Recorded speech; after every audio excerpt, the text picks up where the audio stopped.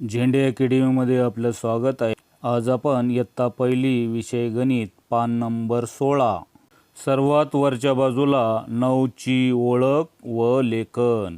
तर त्याखाली रेल्वेचे डबे दिलेले आहेत। तर आपण मोजूया 1 2 3 4 5 6 7 8 आणि 9।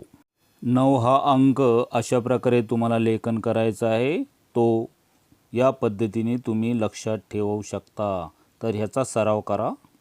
इथे पहिल्या चित्रामध्ये गोगलगाय दिलेले आहेत। चला तर आपण मोजूया 1 2 3 4 5 6 7 8 9। या पुढच्या गोलामध्ये तुम्हाला डोक्यावर घालायची टोपी दिलेली आहे।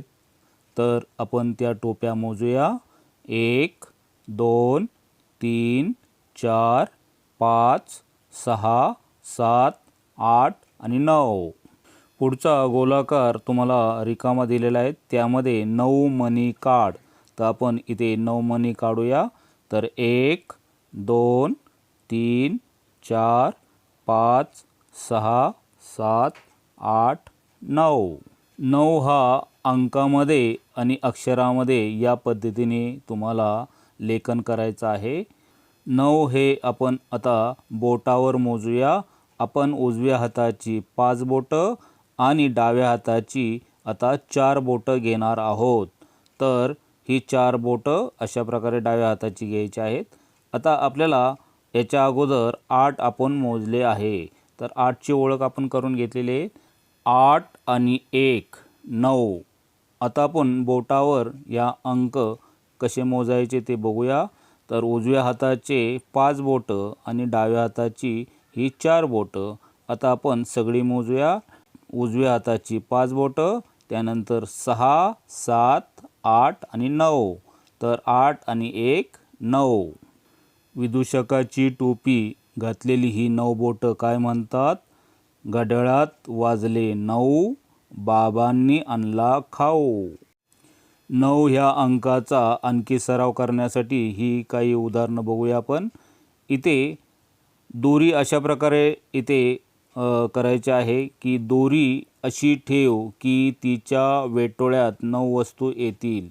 पहिल्या चौकोनामध्ये ज्या पेन्सिल दिलेल्या आहेत त्यामध्ये आपल्याला 9 पेन्सिलीभोवती दोरीचे वेटोळे टाकायचे आहेत।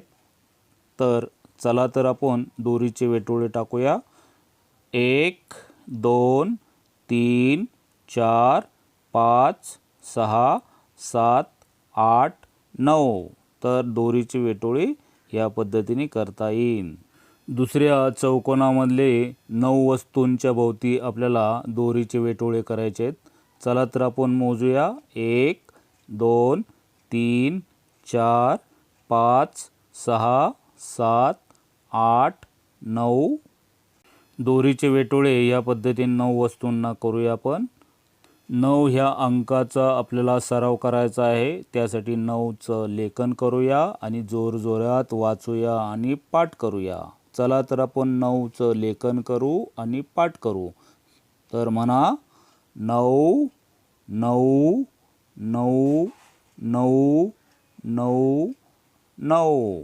झेंडे अकॅडमीचे शैक्षणिक व्हिडिओ आवडले असेल तर लाईक करा, सबस्क्राईब करा, नोटिफिकेशनसाठी बेल आयकॉन दाबण्यासाठी विसरू नका। धन्यवाद।